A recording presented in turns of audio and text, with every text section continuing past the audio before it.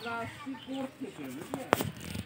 Court জেলা আইনি পরিষেবা কর্তৃপক্ষ, যে অফিসের মাধ্যমে আইনের সুবিধাগুলো বিনা পয়সায় পাওয়া যায়, সেই অফিস থেকে আমরা আসছি। অঞ্চল অফিসগুলোতে বসি বুধবার সোমবার। 3টা অঞ্চলের দায়িত্বে আছি, যে ফুলবাড়িয়া এই দিনগুলো ভাগ করে করে বসি। মানুষ আইনের সুবিধাগুলো বিনা পয়সায় কিভাবে পাবে সেইগুলো মানুষকে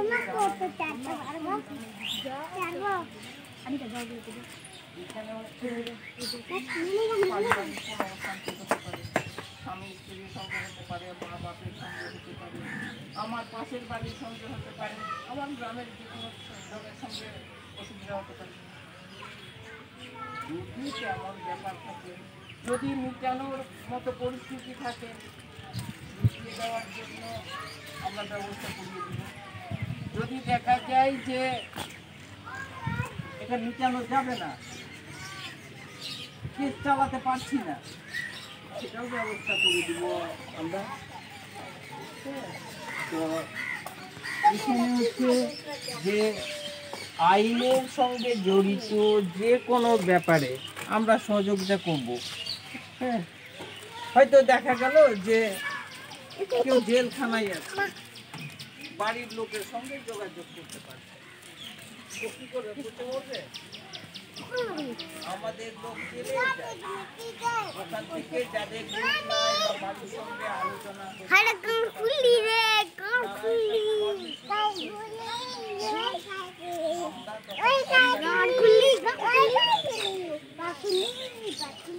দেখা গেল যে বাইরের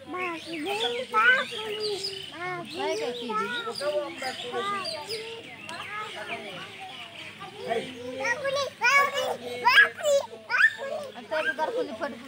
তোমার কাজ দিয়ে দিব বা তোমাকে বিয়ে করবো বাইরে বা কোনো রকম প্রলোভন দেখিয়ে দিয়ে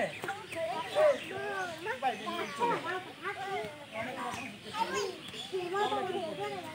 এইসবের সমস্যার জন্য আমার যদি টাকা না থাকে তো আমরা তো আগাতে পারবো। যার জন্য হচ্ছে যে আমরা আমাদের সঙ্গে যোগাযোগ করলে আমরা সমস্যার ব্যবস্থা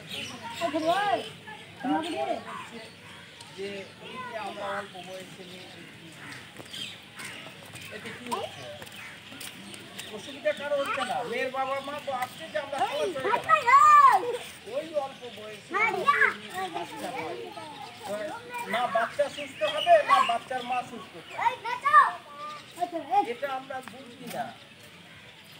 যার জন্য এটা অন্যায়, সরকার থেকে এটা আইন করে দিয়েছে যেটা অন্যায়। আর এই বিয়ের সঙ্গে যারা যুক্ত থাকবে, বিয়ের সময় যদি জানা জানি তবে সবাই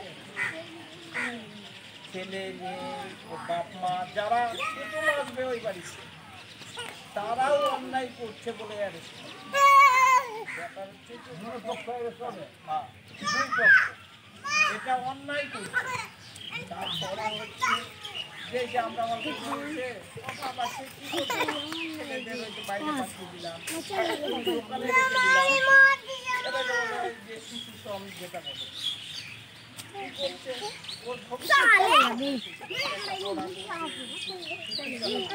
সেটা না করে আমরা